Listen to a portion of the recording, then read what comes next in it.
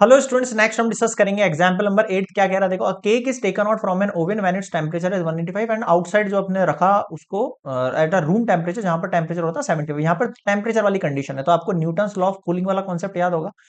क्या होता है उसके अंदर, मैं लिख देता हूँ by Newton's law of cooling के। अब न्यूटन्स लॉ ऑफ कूलिंग का कॉन्सेप्ट क्या कहता है भाई, अपन को ध्यान से सुनना कि भाई अगर अपने पास यहाँ पर एक बॉडी का टेम्परेचर खुद का है और एक आउटसाइड का टेम्परेचर है, तो यहाँ पर मैं मान के चलता हूँ मेरा बॉडी का टेम्परेचर एट जिसको मैं डिनोट कर रहा हूँ कैपिटल टी से, अपॉन में डी टी, ये प्रोपोर्शनल होता है टी माइनस टी डैश। अब ये टी डैश क्या है, आउटसाइड द टेम्परेचर। तो यहाँ पर एक इक्वेशन बनती है हमारे पास, D T upon D T equals to negative K T minus T dash. ठीक है, ये कॉन्सेप्ट है जब दो दो टेम्परेचर हो तब आपको ये इक्वेशन यूज, जैसे वो पहले बताया ना y equals to Y naught E की पावर के टी, वैसे ये एक इक्वेशन है टेम्परेचर के लिए। इसको न्यूटन्स लॉ ऑफ कूलिंग के कॉन्सेप्ट समझ सकते हो आप, है ना। कुल मिला के ये इक्वेशन याद रखनी है, बस इतना ध्यान रखो ना। तो मैं सबसे पहले लेट कर रहा हूँ, let T be the, let capital T है ये ना, let T be the temperature of cake in T time. Okay, मतलब टी टाइम या जब भी ऐसा टाइम होगा तो वहां पर मैं जो है ये चेंजेस लूंगा। तो मेरी इक्वेशन क्या बनेगी, d T upon D T equals to negative K और टी माइनस, अब ये टी डैश कौन है, outside the temperature. Outside temperature आपके सामने कितना गिवन है अभी यहाँ पर फिलहाल के लिए 75, तो अपन ये कंसिडर कर लेते हैं। अब वही इक्वेशन सॉल्व करेंगे जैसे पहले करते थे। इस वैल्यू को नीचे लाओ, टी माइनस 75 है ना, और इक्वल्स टू में माइनस के साथ आ गया है डी टी। अब बोथ साइड इंटीग्रेट करो,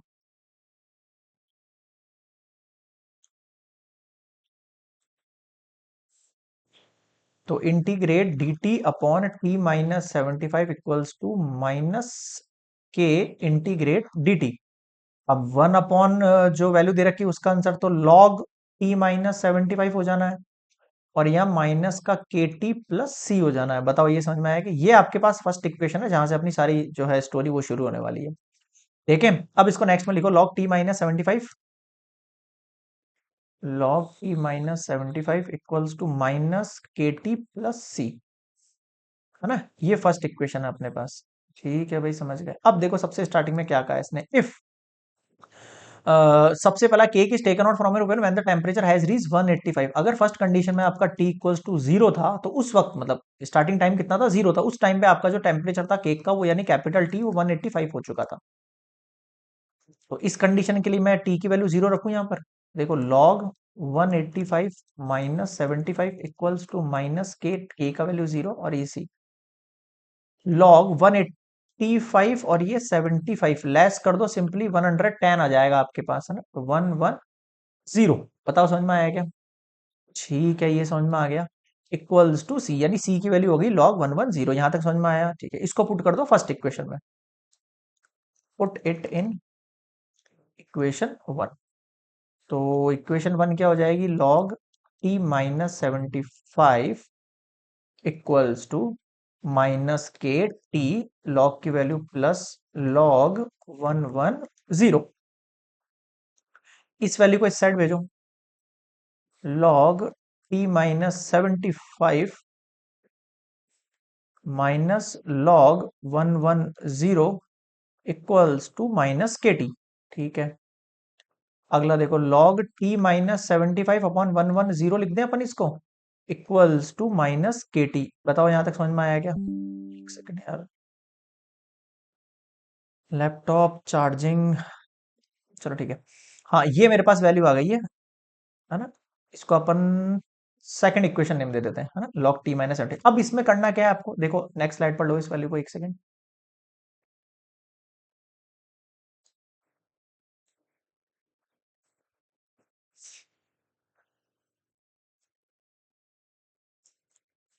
यहां अगर मैं बोथ साइड एक्सपोनेंट ले लूं तो क्या होगा, यहां से t माइनस 75 अपॉन 110 हो जाएगा, और यहाँ पर e की पावर माइनस के टी हो जाएगा। अब देखो सेकंड केस में क्या बोल रहा है, if the temperature of the cake reaches 150 degree Fahrenheit half an hour, मतलब हाफ एन आवर के अंदर टेम्परेचर कितना हो गया, 150 तक पहुंच गया है आपके पास।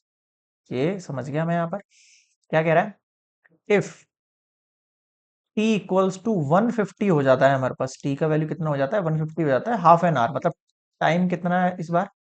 ये सारा प्रोसेस जो चल रहा था किसके अंदर चल रहा था? अपन मिनट्स के अंदर मान रहे थे। स्टार्टिंग के अंदर अपन ने जो वैल्यू लेट करी है वो टी टाइम यानी टी मिनट्स में माना है ना, टी मिनट्स के ना, क्योंकि देखो आगे वैल्यू मिनट्स में फाइंड करनी है। तो ये जो वैल्यू दे रहा है हाफ एन आवर बोल रहा है, इसका मतलब 30 मिनट्स की बात चल रही है यहाँ पर। कितने मिनट्स की बात चल रही है? 30 मिनट्स की बात चल रही है यहाँ पर। तो इस 30 मिनट्स को अपन को वैल्यू में पुट करना है, बिल्कुल पुट करना है। तो आ जाओ, ये अपने पास इक्वेशन चल रही है, इसी इक्वेशन सबको सॉल्व कर रहे हैं अपन, है ना। तो देखो क्या हो गया, ये t-75, ओ सॉरी, टी की वैल्यू 150 पुट करो यहाँ पर आप। टी की वैल्यू 150 पुट कर दो। 150 कौन में कितना है? 110 इक्वल्स टू ई की पावर -30k। अब 150 में 75 जाएगा, कितना बचेगा भाई? 75 ही बचेगा। 150 में 75 जाएगा, कितना बचेगा? 75 बचेगा। ई की पावर -30k, यानी कि मैंने इक्वेशन बना ली है 75/110 इक्वल्स टू ई की पावर -30k। इसको कट कर सकता हूं मैं? बिल्कुल कट सकते हैं। 5 से कट करो इसको, दोनों को ऊपर कट करोगे, कितना हो जाएगा? 5 वन जा 5 और 5 5 जा, ठीक है।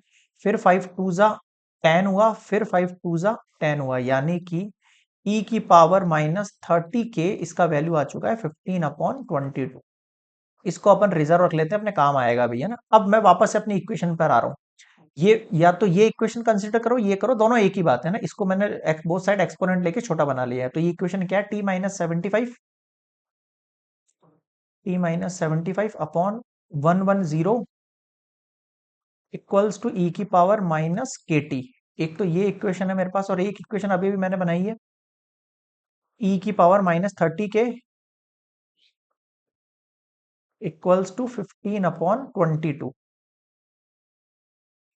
ठीक है, अब क्या बोल रहा है? अब आगे पढ़ो, क्वेश्चन में फाइंड करना, what will be the temperature. Temperature क्या होगा अगर मेरा जो टाइमिंग है वो कितना हो जाए? 45 मिनट्स हो जाए, मतलब आफ्टर 45 मिनट्स टी क्या होगा ये फाइंड करना है। टी की वैल्यू तो इस बार पता ही नहीं है अपन को, छोड़ दो। ई के ऊपर जो है -45k हो जाएगा। बताओ समझ में आया क्या? हाँ सर, ये तो आ गया। पॉइंट इज दैट कि हमारे पास 30, ई की पावर अगर 30k होता तो इसकी वैल्यू होती अपने पास, तो इसकी वैल्यू अपने पास होती। तो इसकी वैल्यू तो नहीं है अपने पास, तो इस वैल्यू को अपन इसमें चेंज कर लेते हैं। कैसे चेंज करेंगे देखो। एक ट्रिक तो ये है कि आप 45 को ब्रेक करो। दोनों तरीके बताता हूँ कैसे कर रहा हूँ। जैसे 45 है तो उसको 3 की टेबल से ब्रेक ब्रेक कर लो, है ना। 15 जैसे ऐसे कर लो, 15 3 जा 45, है ना। माइनस का 15 मल्टीप्लाई 3, ऐसे कर ले। के है, अभी लिख दूंगा मैं यहाँ पर। अब 15 को 2 से मल्टीप्लाई करेंगे 30 हो जाएगा ना। तो ऊपर और नीचे दोनों तरफ मैं क्या करता हूँ? 2 2 से मल्टीप्लाई कर देता हूँ, और के एज इट इज। देखो मैंने क्या किया, 2 2 से मल्टीप्लाई किया। क्यों किया? इसलिए किया। t-75/110 इक्वल्स टू ई की पावर। अब देखो ये माइनस का 15 और 2 दोनों को मिला के क्या लिख देता हूँ? माइनस का 30 लिख देता हूँ, लिख दूं, और के भी लिख देता हूँ 30 के। और ये 3/2 है ना, इसको इसके पावर में लगा देता हूँ, मतलब मल्टीप्लाई में होती है तो पावर में चली गई वो वैल्यू एक तरीके से। यहां तक समझ में आया? ठीक है, अब इस इक्वेशन को मैं नेक्स्ट स्लाइड पर लिखूंगा, देखना। अब आपको देखते ही हिंट लग रहा होगा ऊपर वाली इक्वेशन से कि हाँ यार अपन क्या करना चाह रहे हैं। वेट अ मिनट, अभी नीचे जा। हाँ, स्लाइड कहाँ चली गई? Okay okay okay. हाँ, तो क्या बन रही है अपने पास इक्वेशन? अब देखो, t-75/110 इक्वल्स टू ई की पावर -30k। ई की पावर -30k की वैल्यू है 15/22, 15/22, और इसकी पावर है 3/2। अब बताओ समझ में आया क्या? हाँ सर, यहां तक तो। अब इसके आगे का सॉल्यूशन बहुत ज्यादा हार्ड होने वाला है। क्यों होने वाला है? मैं आपको रफली बता रहा हूं एक बार करके। मैंने फिर कहा है आपको, जहां पर भी लॉग और एंटी लॉग यूज होंगे उसके लिए आप क्लास 11 के मेरे जो चैप्टर नंबर 2 है, लॉगरिथमिक एक्सपोनेंट्स, उसको जाके चेक करेंगे। आपको जो है थंबनेल में मिल जाएगा इंट्रोडक्शन पार्ट ऑफ लॉग, की किस तरीके से लॉग का इंट्रोडक्शन निकालते हैं। तो आप वहां पर दो चार एग्जाम्पल और क्वेश्चंस देखोगे तो आपको लॉग निकालना आ जाएगा। यहां मैं लॉग नहीं निकाल रहा हूं, क्योंकि मैं मान के चल रहा हूं आपने 11th के ना पढ़ रखा है वो टॉपिक। नहीं भी पढ़ा है तो आप वहां से जाके एक बार लॉग देख लेना, ठीक है। लॉग में बहुत टाइम लग जाना है। देखो कैसे निकालते हैं, हिंट दे रहा हूं मैं आपको। सबसे पहले मान लो अपने पास ये वैल्यू x इक्वल्स है, और इसकी वैल्यू 3/2 है। बोथ साइड पहले लॉग लेते हैं अपन जब भी ऐसी वैल्यू होती है। और आपको पता ही होगा जब अपन बोथ साइड लॉग लेते हैं तो ये पावर आगे आ जाती है। बिल्कुल आसान है वैसे। अब log m अपॉन n का फॉर्मूला लगेगा यहाँ पर। तो ये log 15 माइनस log 22। अब log 15 की वैल्यू लिखो, log 22 की वैल्यू लिखो, दोनों को सब्सट्रैक्ट करो, 3/2 से माइनस करो और फिर log को इधर भेजो, तो ये एंटी लॉग हो जाएगा। जो भी वैल्यू आएगी ना उसका एंटी लॉग लेना है आपको, समझ में? लॉग और एंटी लॉग दोनों काम करेंगे इसके अंदर। तो आप निकाल लेना इसको, आ जाएगा वैसे, है ना? 11th के अंदर वो जो टॉपिक्स है ना उनको देख लेना एक बार प्लेलिस्ट में जाके। चलिए, मैं इसका डायरेक्टली आंसर लिख रहा हूँ अभी फिलहाल के लिए। तो डायरेक्टली यहाँ पर 75/110 इक्वल्स टू 0.5630 आएगा इसका आंसर, डायरेक्टली लिख रहा हूं मैं। 100 को आप इससे क्या कर दो, मल्टीप्लाई कर दो। तो देखो t-75 इक्वल्स टू 110 मल्टीप्लाई 0.5630। एक सेकंड कैलसी का यूज ले सकता हूं वैसे तो मैं। क्या आ रहा है, 110 मल्टीप्लाई 0.5630, 61.93, 61.93 t-75। ठीक है, अब इसको उधर भेजो, 75 प्लस 61.93 ऐड करो, 5 और ये 6 और ये 13.93, ये लो, ये निकल के आ गया। बस मैंने लॉग वाली कैलकुलेशन नहीं करी, उसके अलावा सारी कैलकुलेशन करी है ना। लॉग वाली कैलकुलेशन आप क्लास 11th का देख के करोगे।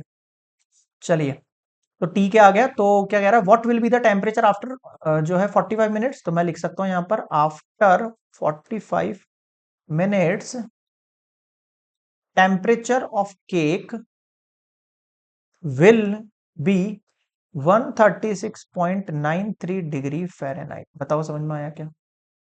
So this is complete example number 8। Log और एंटी लॉग वाला कॉन्सेप्ट देख लेना, इंपॉर्टेंट है यार, है ना? थोड़ा सा उसके अंदर आपको पुराना कॉन्सेप्ट देखना पड़ेगा, बट हाँ उससे एक बार आपके दिमाग में बैठ जाएगा तो लॉग और एंटी लॉग दोनों आपके काम देंगे आगे।